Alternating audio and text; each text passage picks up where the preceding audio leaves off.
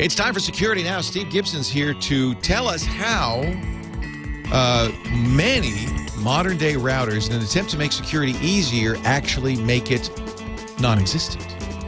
Wireless protected insecurity coming up next on Security Now. Netcasts you love. From people you trust. This is Twit.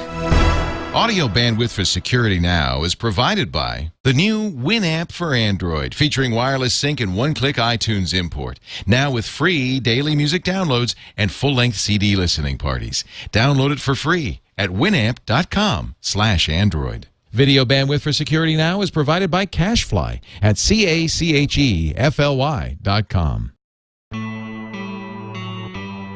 This is Security Now with Steve Gibson, episode 335, recorded January 9th, 2012. Wi-Fi protected insecurity.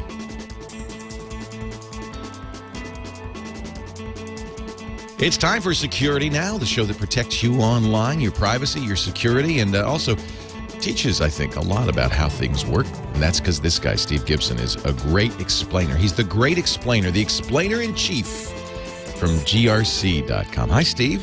I like explainer-in-chief. I know. I'm going to call you that. That's better than the man, the myth, and the legend. I'm going to say it that way from now on. I've got a new title for you. Steve and I are up early. It's 9 a.m. roughly Pacific time because I'm headed off to CES this week. So just a word of a warning for those of you listening to the recording. You may have noticed you got it early, and we recorded this on Monday. So anything that happened on Tuesday and Wednesday, which would normally be in the show, will not, and we'll just cover it next week. Such as the second Tuesday of the month, which is tomorrow. Which is Patch Tuesday. Right. The first patch round of 2012 is tomorrow, and we don't have full details from Microsoft about what they're doing. They've, as they do, they pre-announce sort of the number and the criticality of the patches, so that we know about, and we'll talk about that briefly. But we don't know in super detail what it exactly is that they've done. So yes, as you say, we'll deal with that retrospectively next week, since this is coming out. We're doing this on Monday before Patch Tuesday. All in good time, as the Wicked Witch of the West. But yes, as explainer-in-chief today, I'm going to have some fun. We're going to, as we promised last week, plow into the details of a new and very worrisome revelation, which it turns out has been suspected and even exploited for a long time before it came to light, as it recently did, and that is the fact that it's possible using the simple security setup protocol, which any Wi-Fi Alliance Wi-Fi certified device must support. It's possible, typically in only a few hours, to hack into the security of a Wi-Fi access point and obtain the credentials, get on the network, and do all the bad things. You'd have to be sitting on the curb, though, yes? Yeah, you do. You need to be within range, and in fact, it turns out you need to have a pretty strong connection. There's a lot of associating and disassociating, a lot of failed attempts, and so what the people experimenting with this are finding is they have to have a pretty strong signal from the access point. But if in a typical apartment these days, you look at all the networks which are, quote, within range, unquote, and more of them are now, of course, saying that they are secured. The problem is, not only does this technology have to exist, but in order to be certified, get this, Leo, it must be enabled by default. Certified by what? By whom? By the Wi-Fi Alliance. In order to be able to have on your access point that you are, Wi-Fi certified, to be able to use... Not WPS certified, Wi-Fi certified. Yes, to have Wi-Fi certification. Wow. You have to support this easy setup protocol, which we now know is vulnerable, and it has to be enabled by default. Now, their hearts were in the right place, because the whole idea of this is, oh my God, nobody knows how to set up Wi-Fi securely. If we put a button on the access point that you press that sets it up automatically for you, everybody's going to be more secure. So, I mean, the intention was good. Well, actually, I have the 154-page specification in front of me. Oh, boy. I spent the weekend reading it. Oh, man. And I understand how this happened. That is, I understand the nature and reason for the mistake that they made and the way this slipped by, which we're going to get to in the podcast. So it is one of those things like WEP where the best intentions went awry. Yeah. Yeah. All right. Well, we don't have any commercials today, so you might as well just launch right into it. Okay. So I briefly mentioned that we have a Patch Tuesday coming up relative to this week's recording. It's tomorrow on Tuesday, and there are 7 security bulletins which address 8 vulnerabilities in Windows and some dev tools. So it's a relatively small one. One of those is critical.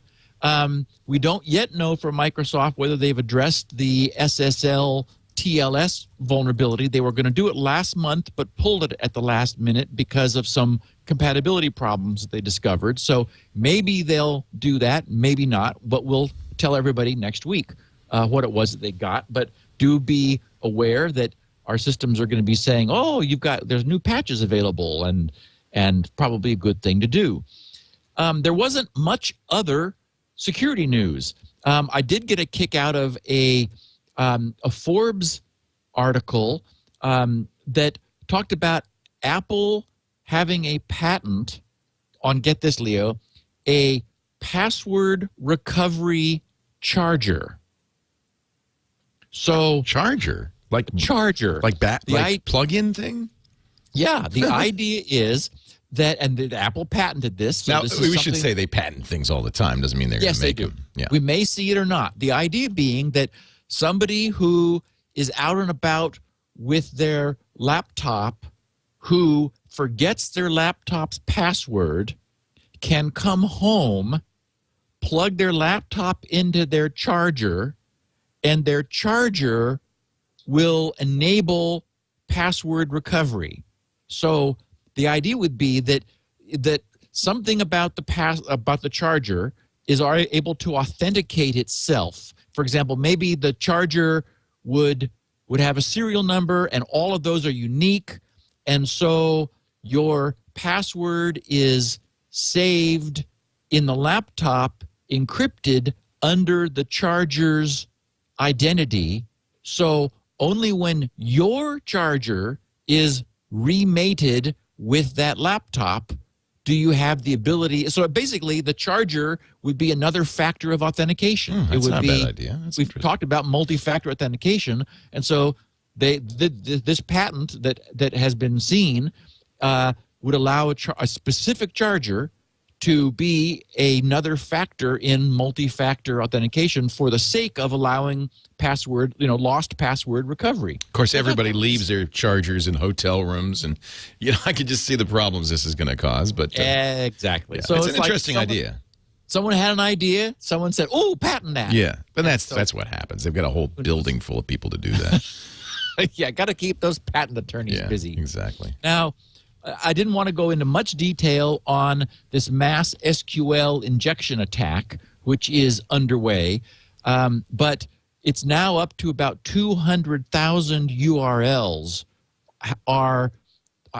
have suffered yet another SQL injection, and we've talked about this, ad nauseum in podcasts past, so I won't go into it in any more detail. The problem being, of course, that many websites are driven by an SQL database backend, and their scripting technology pulls pages, dynamically assembles pages, and so forth.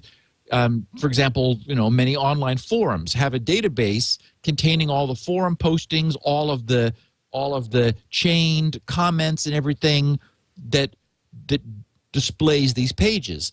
And the problem is that the act of displaying the page interprets valid SQL queries, which are sent to the database, and returns page content. And unless the designers of the websites are very careful, the content being returned is interpreted also. And that allows bad guys to do what's called injection. That is, basically, the bad guys figure out the names of your tables, the column names, the record names, and so forth, and they're able to post to a forum their own SQL commands to display their own content, which the website owners don't want, and for example, and spread infections or redirect people to forward websites. Basically get up to all kinds of hijinks that way. So this is it's a convenience in the design of many websites, which has been widely adopted, and the bad guys keep finding new ways around the filters which these technologies try to put up. But essentially, the whole idea is prone to security problems. So, as we know, the best security is that where you only allow things to happen that you intend, rather than needing to block the things that you don't intend. And unfortunately, the architecture of this SQL-derived backend requires that by default everything is allowed and the misbehavior is blocked, which always means there's an opportunity for new ways for the bad guys to find ways around the blockage. So that's what we're seeing again, and it's so there's another wave of this going on. I had a note to myself from last week. I mentioned that we were talking about hard drives versus SSDs. Remember, one of our Q&A questions was, Steve, what do you use, hard drive versus SSDs? And I mentioned that I only use SSDs on laptops because they're prone to being bounced mechanically. And even that I'm setting up a new server at GRC that'll be SSD-based. And that, of course, the problem with SSDs that makes me nervous is that we know that they get fatigued with writing. That is, the act of writing to them fatigues them. And I made a comment that it's because we're essentially deliberately breaking down the insulation on a little floating island on which we have stored an electric charge. And so that the island is insulated from everything else, and the nature of MOS, metal oxide semiconductor technology, is such that we can electrically sense the charge on it. So in order to set that to a 1 or a 0, we use a high voltage, which is generated inside of these little flash chips, in order to overcome the insulation resistance and pull electrons off or put electrons onto this little floating island. Thus, after that's been done enough, we begin to weaken that insulation layer, and that's the way flash memory dies over time. Consequently, flash memory has, in the same way that hard drives have spare sectors which are being swapped in as defective ones are swapped out over time, flash memory has the same sort of architecture. The point was that there are two other alternative, non-volatile, solid-state, high-speed technologies on the horizon, and it's not one of those, oh yeah, by 2050 we ought to have that. I mean, HP has patented something that's called a memristor, which sort of sounds like resistor, but this is a resistor which changes its resistance as a function of its history, and they're talking about having production levels of memory like next year. So, and this doesn't have the problems that NAND flash memory does that I was just talking about. You know what cracks me up is for years we said, I remember saying this in 2000, maybe even earlier, hard drives will be dead by the year 2010. Everybody will have holographic storage or some other form of random access storage. It took us a long time. So when you say it'll be here this year, it's like, well, yeah, but we've been waiting 10 years for something like this. Right. And there's another technology called phase change memory that I had a link to it, and I tried to find it again, and I couldn't find it again. But so my point was that these are, I'm surprised when I see the sober-sounding, not only is this working in the lab, but we're in pre-production, and we should have it soon, which is not to say, as you commented, Leo, that hard drives are going to disappear, because certainly the developers of these new advanced memories are going to want to get a premium for them. And they, just in the same way that flash is still far more expensive than a hard drive. I mean, my God, you don't want to have a terabyte of flash memory, whereas, a terabyte hard drive is, $70 now. So, well, and of course, the other thing that I think nobody counted on, I'd be curious what you thought in 1995 or 1999, but is how much density, how much data density that hard drive manufacturers were able to jam on those disks. I mean, yes, they really overachieved. It's been amazing. Yeah. And Leo, it's also the way the cost has come down. I mean, we were hearing about vertical recording technology for a long time. And it's like, instead of recording horizontally, right, where you lay the magnetic field down flat on the disk, they were saying, well, yeah, we're going to, instead of having horizontal magnetic domains, we're going to stand them up on end. It's like, what? What? And it did. It took a decade from the time they had that, IBM had that happening in the lab until you could go over to Fry's and buy one. But it's here now. And that's the way the density has gone up as high as it has. But not only that, but the cost has come down just amazingly. I looked at it at the underside of a drive that I have had around, but purchased in the last few months, and even the PC board on the bottom of it. It used to be that they were like, took the whole bottom surface of the drive and maybe was a couple layers. Now it's like a postage stamp, just big enough to mount the connectors for the drives, because everything has gotten so integrated. Yeah. That it's like there's not even any parts left anymore. It's just incredible. So, okay, so that's all I wanted to talk about. I did want to remind our listeners that Spinrite is the reason I'm able to do the podcast, frankly. I had a nice note from two guys, Carl and Joe, in Melbourne, Australia, who sent me emails saying, you saved an artist's life. And he said, /Spinrite success. He said, hi, Steve. I'm an avid listener of Security Now. So when my younger brother, Joe, called saying that his hard drive, as he put it, had carked it, I knew exactly where to send him. He graduated last year and has been really motivated to get stuck into his artwork. They talk a little funny in Melbourne, I think. Yes, they do. Yes, they do. To get stuck into his artwork to kick off his career. No offense, Carl. Anyway, he said his dead drive had potentially lost him years of work in progress, which would be his ticket to getting his career underway.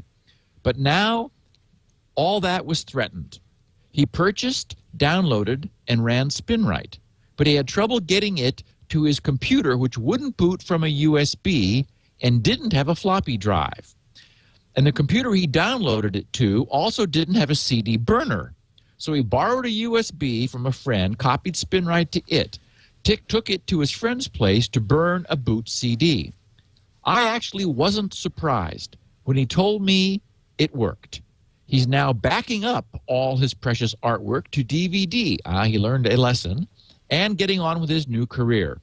Thank you for saving an artist's life work. thank you for all your work on this wonderful product and for actually promoting it on your podcast. Yay. Cheers, Carl and Joe. Yay. So, thank you guys. A nice story. Okay, so here's the deal with what's going on.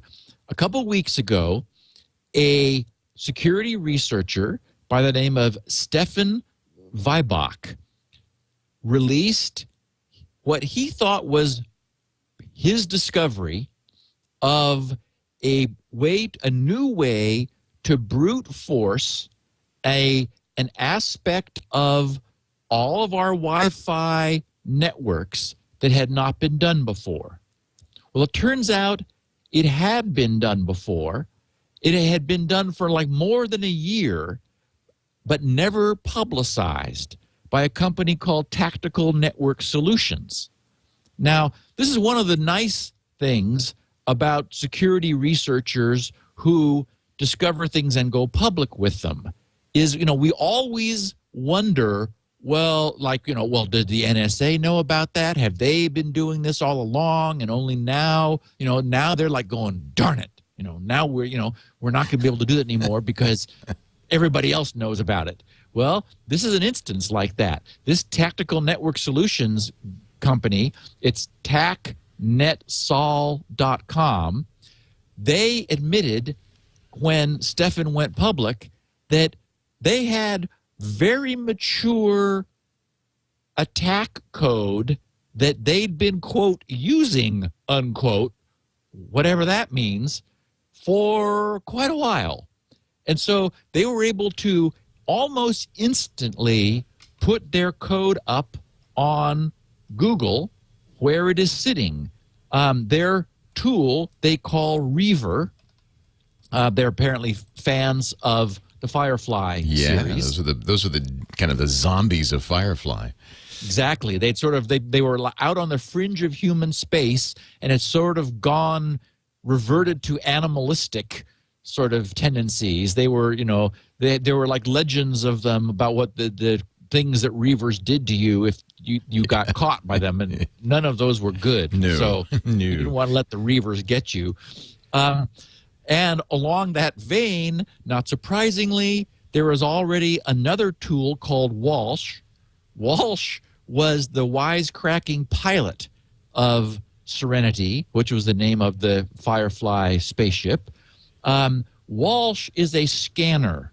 So as we would have predicted, first there's the attack tool, and now there is a vulnerability scanner, which you can use to scan all the access points within range to see if they have this WPS enabled. So I'm sure we'll be talking about this to some degree over the next few months of the podcast, because this is I guess we would call this, Leo, a target-rich environment. Yes. That has been revealed. The idea is that all access points and Wi-Fi devices in general want to have themselves certified by the Wi-Fi Alliance. The Wi-Fi Alliance is the standards body which was created to unify the Wi-Fi market. Now, that's all good because we don't want interoperability problems, and these protocols are incredibly complex. So if there wasn't a single weighty body that everyone had to check in with and had to verify their own drivers against, their own access points against, we'd have a problem like we used to have in the old days where, it's like, well, this device works with this one, but it won't interoperate with this brand because they didn't quite implement the protocols the same. We've had those nightmares in the past, and so I'm very glad that this Wi-Fi Alliance exists as a single point of reference that tests devices to certify them, and only if these devices pass interoperability tests do the manufacturers get to use the copyrighted and trademarked logo that says this is Wi-Fi certified. One of the things that the Wi-Fi Alliance wanted was ease of use. And in their spec for the operation of their Wi-Fi devices, they have in section 1.7 user experience. I'm going to be quoting from the spec here because it's worth understanding the mindset that they had. They said the most important characteristic of any initial setup solution is the user experience. Okay, now listeners of the podcast might feel that security would be an important characteristic of any initial setup solution. Yeah. But not so much here. User experience is the most important characteristic. The experience of security, not the actuality. We'd like to give you the feeling, oh, look, I can secure. press a button. Yeah. I just press a button. Yeah. And somehow this has all been done for me. So they said this section introduces two scenarios to illustrate the Wi-Fi simple configuration. That's WSC, user experience.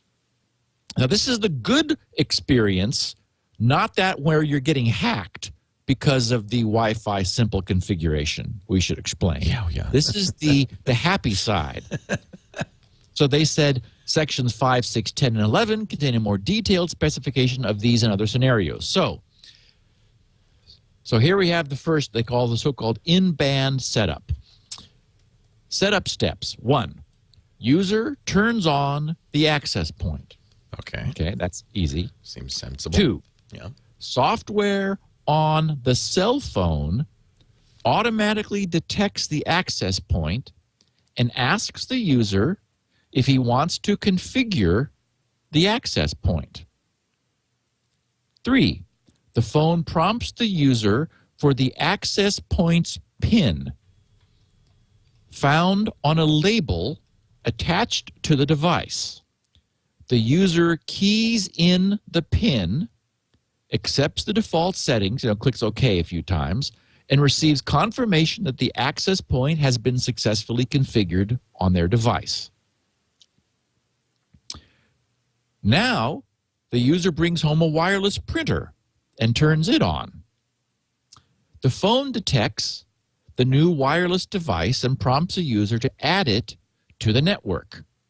The user reads the printer's PIN number from its display and enters it into the cell phone. Both the cell phone and printer provide visual confirmation when the printer joins the network. So this is the spec giving everyone this warm, fuzzy feeling about how easy this can be to operate. And here we have a second example, context 2. The user has a portable game console that he wants to connect to the existing wireless LAN for online gaming. This user prioritizes convenience over security. I'm reading this from the spec. So he decides to use the push-button configuration method for setting up the portable game console. Setup steps. 1, user presses the PBC button on the game console. User presses the PBC button on the access point. The game console and access point display the progress of the PBC method on their respective user interfaces. Upon completion of the protocol, both indicate connection success. So these are the scenarios which have been designed into the standard. So the standard, and that is to say, in order to get this Wi-Fi compliance logo that everybody wants, in fact, arguably, at least on the protocol level, needs, this WSC, Wi-Fi simple configuration, must be part of the device. So access points must have it. All contemporary access points do have it. And that was renamed WPS, Wi-Fi Protected Setup. So you may see WSC, Wi-Fi Simple Configuration, or Wi-Fi Protected Setup. They're sort of synonymous, essentially. So, and there's at the Wi-Fi org, which is the central repository for all this, are a bunch of specs and papers and so forth. Now, there are 4 different modes for configuring this Wi-Fi protected setup.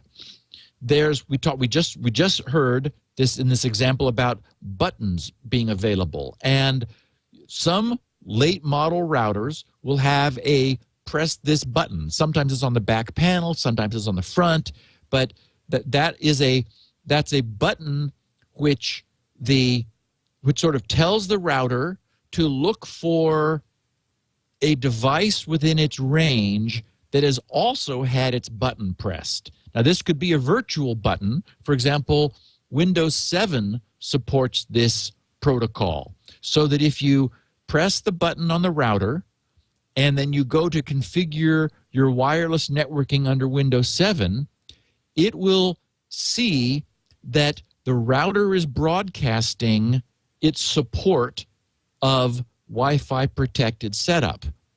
And so there's, in Windows 7, there'll be, the standard fill in your password, or it'll say, or just press the button and we'll do this all for you. So the specification indicates that the way this works is that the user presses the button on each end of the link that's going to be configured, and both ends, from the time the button is pressed, enable a pairing, essentially, for 2 minutes, which is, so there's 120 seconds they refer to as the walk time, presumably for you to walk from one device to the other if they're not, sitting at the same desk, or if they're not temporarily near each other. So you press, you have a system upstairs, for example. It's all set up and established, wired in with its keyboard and display and everything, but your access point is downstairs. So you could start the process at either end, actually. Start by pressing this on the UI screen under Windows 7. You click on, yes, I want the simple setup. Then you have 2 minutes to go downstairs, press the essentially auto config or one button setup, whatever it's called on your particular access point. And as long as you do it within that time, your computer upstairs is still enabled for this, and the devices will pair, essentially, and you're connected with relatively good security. Now, they recognize that there's a security concern here, because a bad guy could enable pairing at the same time. So, and this is all sort of like headless is the term they use a lot. There's nothing that says on the access point, this is the device I just paired with. It just sort of all That's matches. kind of the problem, huh? Yeah. So the way that's supposed to be handled is like, and again, a lot of security focus was given to this.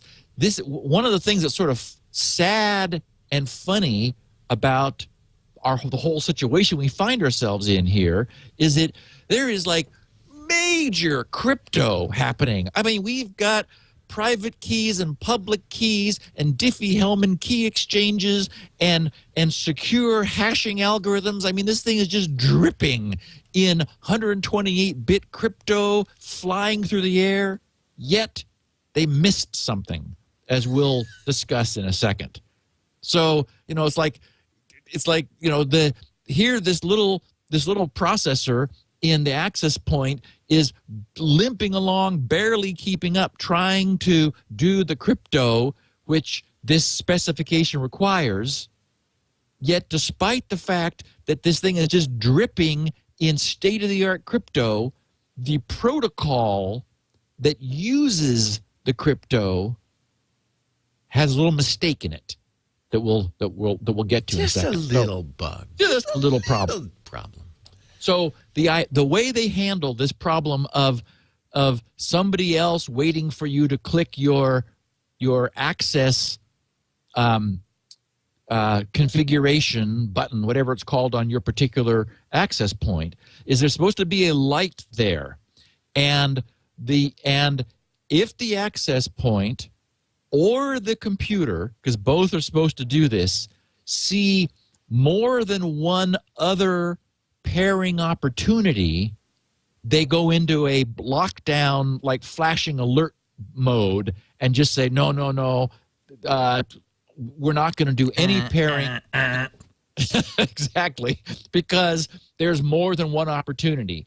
So it's like, okay, our listeners of this podcast probably don't get a real comfortable feeling from this, and here's the problem. How many times, we're at podcast 335 now, how many times have we seen situations where simple is the enemy of secure? Yeah. I mean, yes, we would like to have a simple password, wouldn't we, that we could easily remember. We'd like to be able to use it on every website because then we wouldn't have to remember separate ones, blah, blah, blah, blah, blah. I mean, over and over and over. This whole, we could rename the podcast, simple is never secure. So, here again, they're trying to come up with a way to prevent people from having to enter a long passphrase. We know it has to be long because the one known vulnerability in WPA and WPA2, the state-of-the-art Wi-Fi technology, is an offline attack. That if encrypted data is captured over the air, it's possible for a bad guy to take that, knowing the SSID of the Wi-Fi network, and that's broadcast, so that any bad guy knows what that is. That's the name of the network that you see when all of the available networks are listed. Those are the SSIDs of those devices. So you know that, and you know the protocol. You can perform an offline attack where you use as much processing power as possible to guess what the passwords are until you decrypt the data that you captured over the air. Then you go back to the network knowing what the password is. So thus, we really need long, complex passwords on our WPA Wi-Fi access points and networks, and that we all understand now. So the problem is, it's uncomfortable or awkward. I mean, look at the scenarios we just went through about using WPS and how simple it is. Oh, look, I brought a printer, button, plugged it in, and it's magically on my network. Right. Okay, so this push the button approach is one, but they're not happy with that. And it's not exactly clear why, except that they wanted another alternative. So they said in the specification, the Wi-Fi simple configuration in-band registration protocol is designed to provide strong protection against passive eavesdropping attacks, and also to detect and to protect the system from an attempt to perform an active brute force attack. Under device password, they said all devices, okay, so here it is. This is the specification. All devices supporting Wi-Fi simple configuration, and remember, Wi-Fi simple configuration is required for Wi-Fi Alliance certification. So all devices supporting Wi-Fi simple configuration must provide at least one numeric device password PIN for initial setup that is unique and randomly generated per device. Although it is possible and permitted for two devices to have the same device password, that is the same PIN, a group of devices should not intentionally be assigned the same device password. And the device password must, all caps, not be based on other characteristics of the device, such as MAC address or serial number.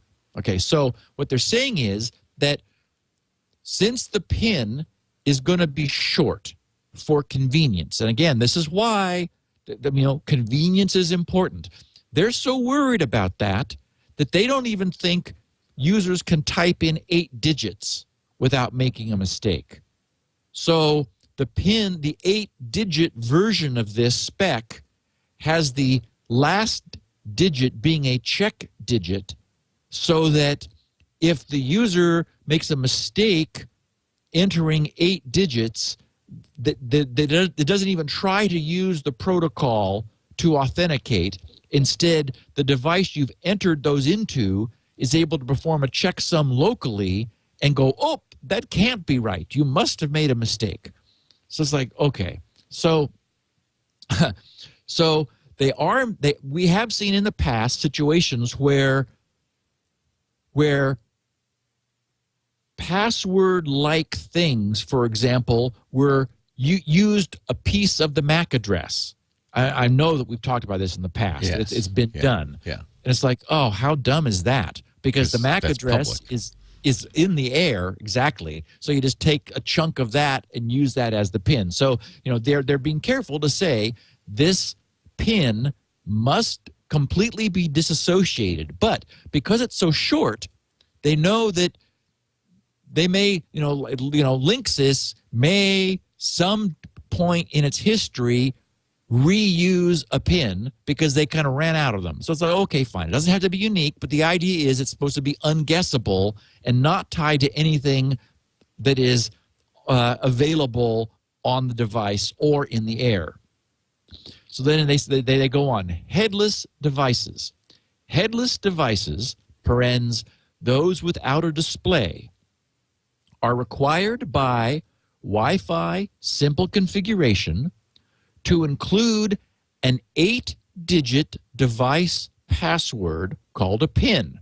A PIN on a headless device is typically printed on a sticker or otherwise physically inscribed on the device. The PIN value of a headless device must also be configured into the device itself. This would typically be done during the manufacturing process. PIN-based device passwords are the basic security level for Wi-Fi simple configuration.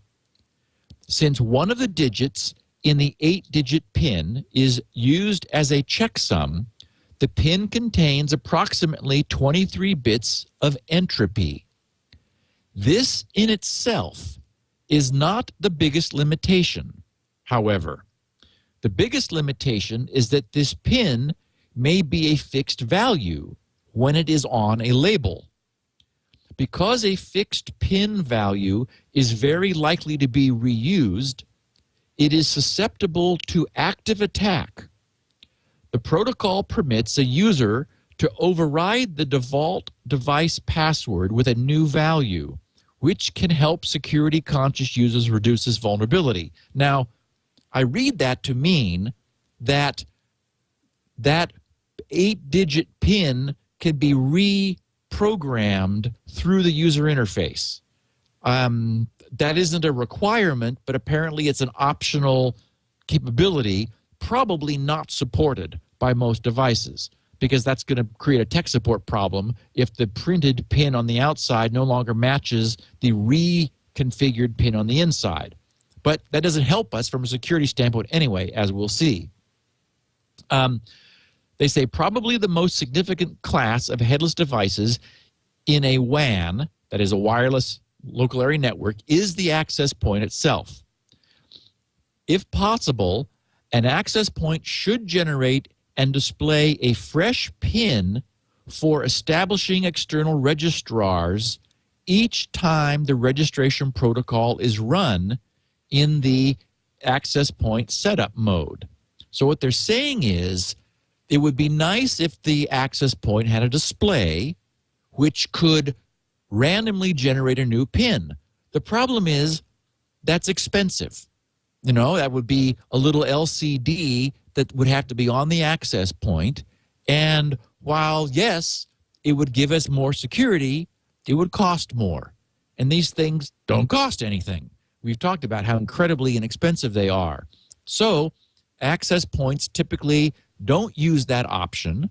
They use the printed on a label static PIN, and that's all there is to it. They said, however, if a static PIN is used, the access point must track multiple failed attempts. Now here, this is important. Must track multiple failed attempts to authenticate an external registrar and then enter a lockdown state. This state is signaled by setting the attribute access point locked to true.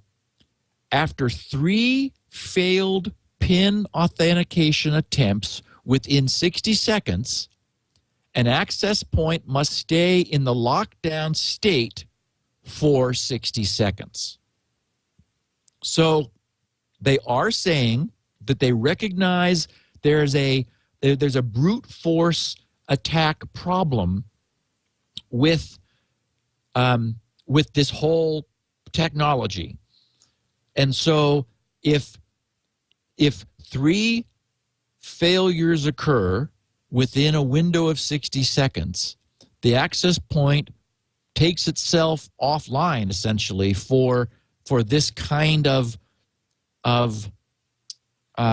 configuration for another minute and then re-enables itself. Because again, someone could type in the wrong thing 3 times and we don't want to like lock them out forever. We're just going to make them wait a minute and then re-enable ourselves. Well, it turns out that well-meaning as this was, many devices don't do this. But as we're going to see, even a device that follows this specification, due to a mistake that was made in the protocol of this negotiation, it still takes on the order of maybe a day. Many people, however, are cracking their, or who are experimenting with this, are able to get onto WPA protected access points that have this enabled.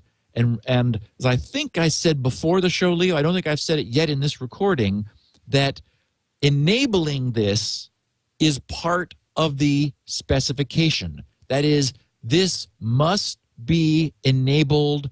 Everything I've just read must be enabled by default in order for the device to be certified.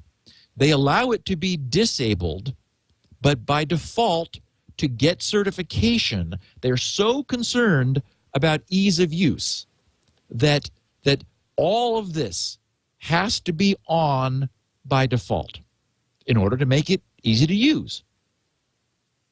So they acknowledge that 3 failed attempts within 60 seconds will cause the access point to lock itself for a minute, then it will unlock and allow people to continue. So here's part of where the problem comes in. Under devices with displays, it says, if an enrollee advertises support for the display configuration method, it is required to generate a fresh 4 or 8-digit PIN each time it runs the registration protocol and show this PIN on a display. So, and going on, that says, this has 2 significant advantages. First, Because the password is single use, it is not susceptible to the brute force attack described above. That is, if the PIN is printed on a label, obviously it's not changeable dynamically. So they require it to be 8 digits in order for it to be long enough for brute force attacks they assume to be impossible. And in fact, arguably, I did the math. I think it takes, on average, 1 point something, I think 1.1 years. Oh, yeah, here it is. It's, oh, no. If all of this was done right, it would take a maximum of 6.338 years to try all 7-digit pins. Remember, because the 8th one we don't have to worry about. That's a checksum, which we can always provide correctly. So it would take, given if you tried it 3 times in a row quickly and failed, then the access point would lock you out for a minute. So if we just quick back of the envelope calculation, that gives us 3 attempts essentially per minute. And if you 7 characters is 10 million possibilities, and we do the math, that comes out to 6.338 years for all, or an average of half that, as we know. If we're just guessing at random, there's a 50% chance that we're going to get it within half that time. So an average of 3.169 years to brute force. So, they were thinking correctly. What they're also saying, though, is that a device that has a display, for example, maybe your printer is a more expensive device and it's got an LCD display for all the other configuration and, your paper out and so forth. So there, they could afford to use a dynamic pin. When you use a dynamic pin, you only need to have 4 digits per this specification, because it's going to be different every time, so you're not going to have the problem of it being static. And if 3 guesses fail, then you restart the entire process with another 4-digit pin. So you can't brute force the same 4-digit pin over and over and over. So they say under guidelines and requirements for PIN values, the PIN requirements for the 2 main classes of devices are A, headless devices, devices without a display, must use an 8-digit PIN, a PIN printed on a label attached to the device. The last digit of this 8-digit PIN is used as the checksum of the first 7 digits. And then it says section 7.4.1 specifies how the checksum is generated. Or B, devices that use a display to show the PIN and can generate a new PIN must use either a 4-digit or 8-digit PIN. The last digit of an 8-digit PIN is used as the checksum of the first 7 digits as above, same section, blah, blah, blah. A 4-digit PIN does not include a checksum digit. Okay, so we have a number of different ways which, under this Wi-Fi protected security, easy to use configuration, we're able to set ourselves up. We can press buttons at each end, or the access point has an 8-digit PIN printed on it, or if it's, for example, a device that's more expensive that already has an LCD display, it can generate a dynamic PIN which only needs to be 4 digits. Unfortunately, it is as a consequence of the protocol's ability to work with a 4-digit PIN that this whole house of cards tumbles. That's what happened. It's that this 4-digit option allowed them to have a protocol which is not secure. Now, looking at the protocol, we've talked about the way security protocols work in the past. The best example is SSL, where the client sends its initial packet containing all the protocols it knows about. Then the server selects from among those, hopefully the most secure of those available that it also knows about. Thereby, the two ends are able to arrive at the most secure protocol that they both support, and then they go from there. So these protocols are like a back and forth negotiation between two endpoints that arrive at a result. In this case, the protocol was very nicely designed.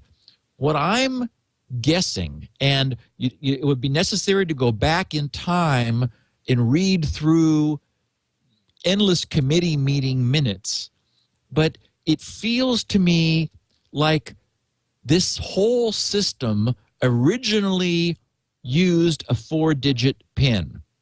That is, 4 digits was what they thought was going to be enough, and they would have told everybody you have to have an LCD because 4 digits isn't strong enough to prevent brute forcing. So, 4 digits is what you're going to need. And then some guy raised their hand and said, we don't want to have an LCD. Yeah, that adds a lot of expense. Yes. It's going to make these things too expensive, so we need to have a fixed PIN. And so then someone said, Now, and what happened was the protocol had already been designed around a 4-digit PIN. And so at a later committee meeting, it's like, wait a minute, this is a problem. 4 digits, if we don't have an LCD, 4 digits isn't really enough for security for a static PIN. So we want to make it an option that you only use 4 digits if it's going to be dynamic PIN, and double the length to 8 digits if it's going to be static. So what they did was they extended the existing protocol. The protocol that was there had this handshaking go on, and at one point, after a few negotiations of this is my version, here's a random number, here's my public key, the other side says here's my random number, and they throw in 128-bit random numbers from each end in order to prevent a replay attack. That is, to prevent someone who's eavesdropping from being able to reuse the same packets in order to re-authenticate. So each end always generates a new random, and we know it's probably pseudo-random, 128-bit value, which they provide to each other, and then their negotiation is based upon the combined 256 bits, which it was never ever likely to appear again. That prevents a bad guy from just sending or sort of re-injecting the same packets that were used last time again in a so-called replay attack. So each end sends these packets back and forth to negotiate, and at some point, and here's the brain dead part, is at no point is the 8 digits sent. Instead, the end that is proving that it knows the PIN sends 4 digits. Oh. Then the other side says, yeah, you got those first 4 right. Oh. And then okay. they say thanks. Okay. And then that guy sends the second 4, and then the other end who's authenticating says, yep, you got those right. So there is a significant difference in the difficulty of solving an 8-digit PIN versus solving 2 4-digit PINs. Well, this is how it's broken. Is that yes, because what I believe is the original protocol was a 4-digit protocol, they didn't revise it so that the 8-digit PIN was sent instead of the 4-digit PIN. Instead, they said, oh, well, we want to allow 4 or 8, so if it's 4, we'll only send 4 and then get confirmation. If it's 8, we'll send the first 4, get confirmation, send the second 4, get confirmation. Somehow they just, the phrase, of course, is a brain fart, where they just didn't occur to them that the endpoint would confirm the first 4 separately from the whole 8. That's all this whole thing boils down to. So that means the attacker is able to only needs to guess the first 4.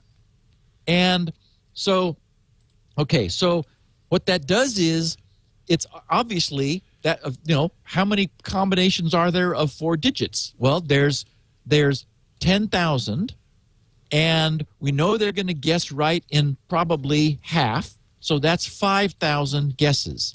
And if you do the math, it turns out that it doesn't take long to guess a 4-digit. We know it doesn't take long to guess a 4-digit number. You never need to guess it's not ever really 8, as we know. It's only really 7, because the 8th one is a given based on all the checksum of the prior 7.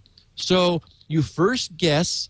The way this happens is, as soon as that first exchange of 4 digits fails, the bad guy knows they didn't get the first 4. So the brute forcer can independently guess the first 4. Once they succeed, they then continue to use those first 4 and guess the next 3 to get the total of 7 in order to make up the 8-digit PIN. So all that would have had to happen would have been that the authenticating side held its denial, that is, didn't fail the first 4, but flagged that, well, that was not right, but I'm not telling him that right now. so that the side trying to authenticate wouldn't get information that the first 4 were wrong separately until all 8 had been given. Then the authenticating side could say, that's not right. But instead, apparently every router on the planet fails when given the first 4. So the good news is, all we have to do, all the manufacturers have to do, is fix their negotiation not to fail the first 4, no matter what they are. If it's an 8-digit PIN that is being expected, do not fail the first 4. Don't give the hacker a checkpoint, says still at work. Exactly. It's like a game. Wait. You got that far. You're safe. Now keep going. Yep. Wait until he's given all of them and then fail. So that simple change fixes this problem. Now, the bad news is routers or access points are all over the map. First of all, and I should have said this earlier in case anyone only listened to the beginning part of the podcast, but everybody listen now. None of Cisco's NetLink or Cisco's own access points can have this disabled, Leo. It's in the user interface. So you can turn it off, but it doesn't disable it. You can turn it off, but it does nothing.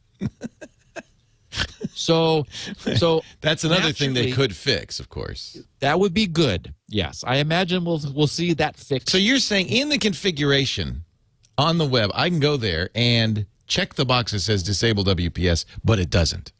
Correct. Why? There is. I tweeted a bunch of links for all of our listeners. So because they're long, and we can put them in the show notes for this podcast at your domain, Leo. Yes, we'll do that at the but also Twitchy, yeah. Twitter.com/SGGRC you will find a tweet of mine with 3 shortened links in a single posting. There is a spreadsheet which is being maintained on Google showing the results of all the tests that users are doing on their own routers. That it is growing rapidly.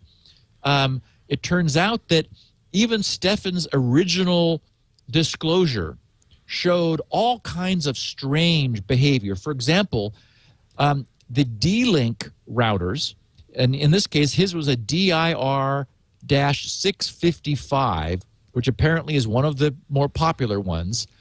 It doesn't lock down. That is, they just didn't implement the lockdown, so there is none of that, wait a minute, if you guess wrong. You can guess as fast as you can. That's bad. It's really bad. Yeah. There's also a brand called TP-Link. TP-Link routers. I think I'd buy a toilet paper router. That doesn't seem like a good idea at the face of it. Yeah. Could we come up with a different name? TP. Anyway, it also lacks lockdown. Now, Linksys, the WRT320, has some strange behavior. He notes that somewhere between 2 and 150 failed authentication attempts, this particular router just died. And it never came back. It killed it. It killed it. It did a DOS on the router. So you can just shut down the network, take the router offline. That's almost even worse. I know. It's unbelievable. So the good news is the DDWRT alternative firmware does not support WPS at all. I'm told Tomato doesn't either. There's just another alternative fail. True. The Tomato router also does not. I love both of those. In fact, if you've got a router that you can flash with those, it's a good idea to do that anyway. Yes, and you can. But not all routers are compatible. That's the only problem. Correct. So you want to verify that. So everybody but Linksys can and absolutely should disable this WPS configuration immediately. You probably did this last week when we first notified everyone of the vulnerability.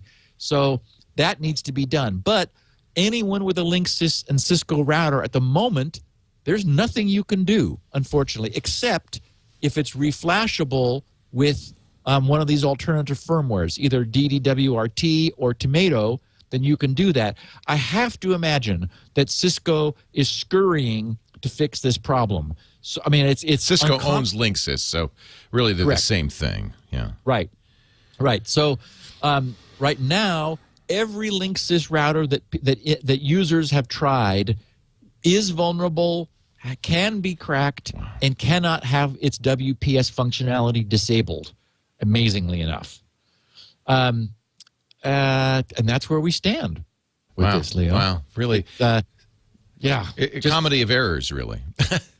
Yeah, and it's crazy that, I mean, the only reason I can excuse or explain this weird 4-digit shortcut is that the protocol was extended rather, I mean, it's not like they're trying to economize on bits or something. I mean, they've got 128-bit pseudo-random numbers flying back and forth, and public and private keys and all that. I don't know why they didn't change the definition of the packet.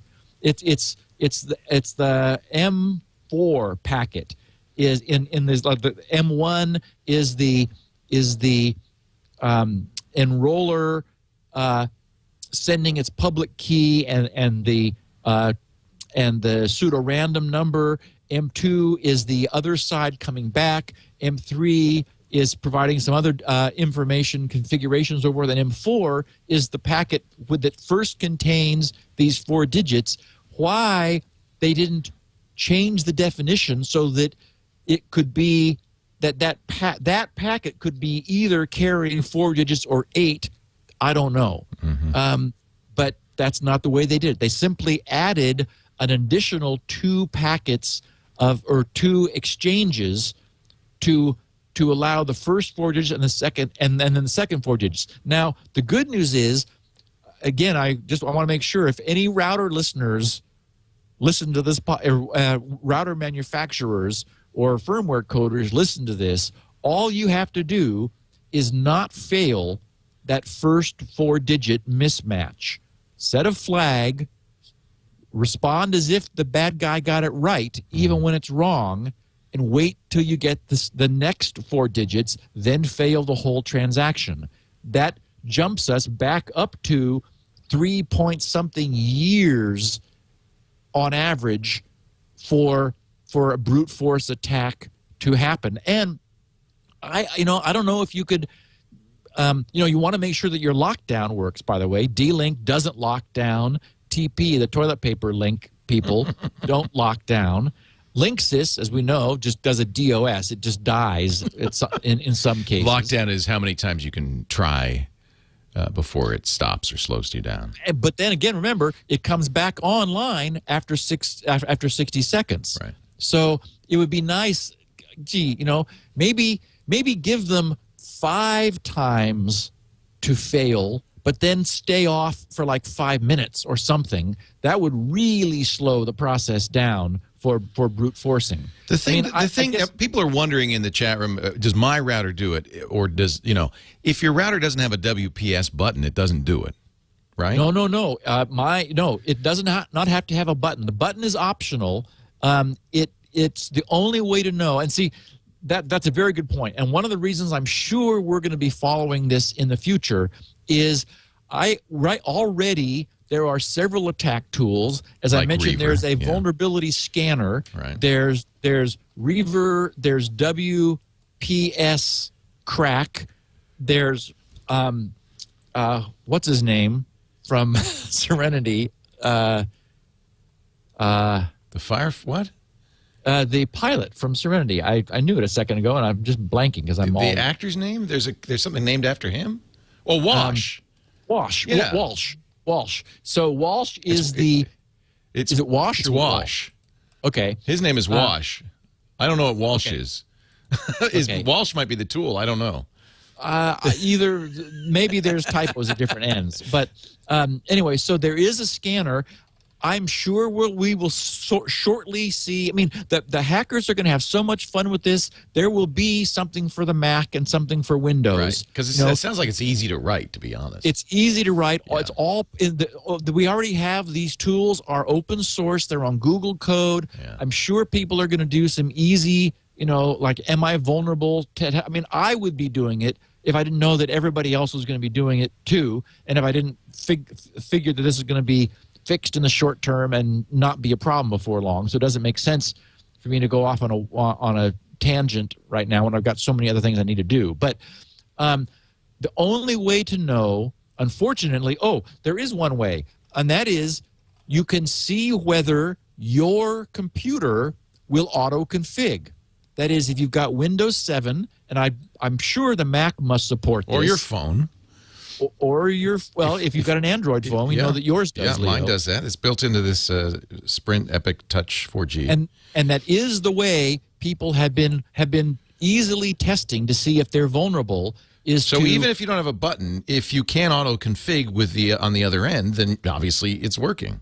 Yeah, and the good news is, me being the Luddite that I am, all my routers are old. Right. So none of mine have. Yeah, this is a new security feature. Exactly. So I looked on my Netgear router, and there is no sign of a pin. But that would be your first clue. A sticker. Exactly. There would be a sticker on the back, probably along with its serial number and its version number and its MAC address, and those things that are per router. And it would say WPS pin, and then it would be 8 characters. So if you find a sticker anywhere on your router, that will tell you that it does support WPS, and that then what you want to do, assuming that it's not a Linksys or Cisco, is you want to log into it through the LAN side web administration and just disable WPS. Then, having done that, you want to try to use WPS, use the simple configuration that's available in your operating system to see if it will pair with the router, asking you what for the router's 8-digit PIN, in which case you would know if it worked that it was still vulnerable, because unfortunately WPS is vulnerable in all instances, or if it did not work, you'd confirm that you had succeeded in disabling it. So, wow. And there is this WPS spreadsheet on Google Docs. Steve's got a link in his Twitter feed to it. So you can check here. Apple routers are not vulnerable. Yay. Yeah. Wait, so not vulnerable. What does that mean? Well, they don't support WPS. Oh, no kidding. As far as I know, they've never implemented that on an Apple router. Okay. Yeah. Oh, in that case, the Mac probably does not allow for simple configuration either. Exactly. Okay. Yeah. So you have to be Windows 7. I don't think that Vista did.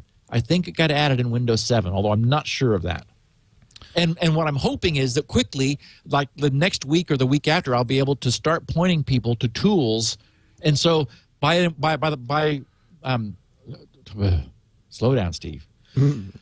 Take a deep breath.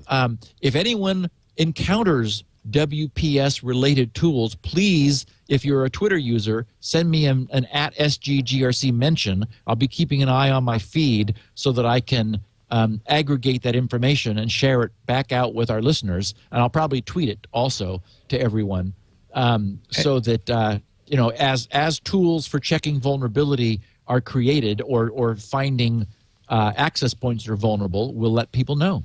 And I'll just run through, according to this spreadsheet, the list of routers that definitely are vulnerable. Good. The Alice, Hansenet, Asus, Belkin, Cisco, D-Link, Huawei, Linksys, Netgear, T-Online, Thomson, and TP-Link routers by those manufacturers. At least some are vulnerable. So you should pay attention and act appropriately. And so what it really means, clearly, is that, a neighbor who was wanting to play could set things up. There also in the tweet is a link to Lifehacker. Lifehacker has gone to the trouble of creating a easy-to-use step-by-step. To do it, not to fix it, to do it. To do it, yes. You download right now the tool runs only on Linux, but you can download a Linux DVD that already, the latest version of this Linux DVD already has Reaver that has been added to it. And so you're able just to boot your machine from this Linux DVD and start hacking if you've got a compatible Wi-Fi adapter. Most apparently are compatible and will do this. Crazy. There's a few right now. It's a little on the techie side. We know how these things are going to go. There will be a Mac tool. There will be a Windows tool. There will be plenty of hacker tools and testing tools and so forth before long. Because the problem is most users, obviously, in the world are not listening to this podcast. Right. Everybody, how long did it take us to get people to put good passwords on WPA or even to turn on security in their routers? I remember that when I used to look at the list of routers that were available, none of them were secured. Now they've all got padlocks on them. But the problem is they've all probably got WPS enabled also, which means that right now they're all vulnerable. And this is just going to be, too tasty an opportunity for hackers to play with. So, unfortunately, what this means is that, this is enabled by default in order to get certified. So all routers have it enabled by default, even those that can have it manually turned off, which means today they're all on, unless they've been turned off in the last week or two. Yeah.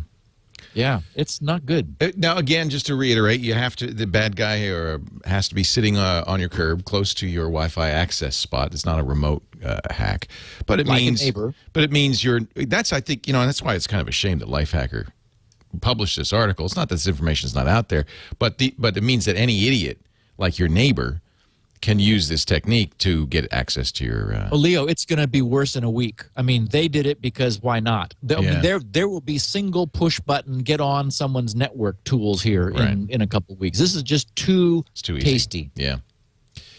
Well, that's good for people who miss the good old days of Linksys as your internet service provider. Those days are here again. Yeah, so I imagine what we'll see is we will see every router manufacturer updating their firmware, probably to implement the simple fix that I propose, which is do not fail the first 4-digit exchange. Seems like that would be an easy thing to fix. Yes, it's a trivial improvement to the protocol. The protocol stays the same. Nothing has to change. Just don't fail the first 4-digit guess. Wait until all 8 digits have been provided, then fail it. Yeah. And maybe increase the lockout time, since we know this is a problem now. If that gets fixed, then we're in much better shape than we are now. Steve, as always, a pleasure. You fill us in on all this important stuff. Teach us too, which is great. Next week, a Q&A episode. You can go to Steve's website, grc.com/feedback, to feed him a question for next week. We'll do 10 or so Q&As with Steve's answer. You can also go there to find the transcripts for this show. Steve makes those available, as well as 16 kilobit versions of the audio at grc.com. And, of course, Spinrite's there, the world's best hard drive maintenance and recovery utility. Lots of other good free tools as well. grc.com. Follow Steve on Twitter. In fact, this is a good time to do that if you haven't already, because he's got links to all the background stuff there on his Twitter feed at SGGRC. At SGGRC. And I will ask again, anybody who's out there who is a Twitter user who runs across something I haven't seen or talked about, by all means, shoot me either in grc.com/feedback, put something in the subject line about WPS so that I'm sure to see it, or mention SGGRC in your own Twitter posting so that I'll encounter it and see it. And I'm sure for the next few weeks we're going to be tracking this story, because this is a biggie. Let's see what else. Apparently, wonder if there is WPS support on airport networks, because I see how to connect a wireless capable printer to your airport network. First, the printer must be configured to join the network. Add the printer. If your printer sounds like you. Well, it's not clear. They don't, in this spreadsheet, mention any Apple products, so I don't know if this is WPS or not. But you know what? It would behoove everyone to check. Yeah. SGGRC on Twitter, grc.com on the web. We'll be back next week at our usual time. That's Wednesday, 11 a.m. Pacific, 2 p.m. Eastern, 1800 or 1900, I guess, UTC on twit.tv. You can watch live, but we make audio and video available always after the fact at twit.tv. In fact, best thing to do so you don't miss an episode is subscribe in your favorite podcatcher, whether that's iTunes, the Zune Marketplace. I use Downcast on iOS. That's a great little podcast catcher. Listen on Android. There are lots of ways to do it. But do subscribe. That way you get every episode. You can collect them. 88, what am I saying? I'm going to give you the phone number for the radio show for some reason. I don't think I need to do that. I need to merely say thank you, Steve. Twig is coming up next. I'm not used to being up this early. You know what threw me? You know what threw me? I'm never here at this hour. The Price is Right is on TV, and Drew Carey seems to have lost 100 pounds. That's what threw me. I'm looking at that going, what the hell happened there? Well, good for him. Yeah, good for him. Thanks, Steve, and we will see you next week on Security Now. Thanks, Leo. I looked over and went, whoa! Security Now.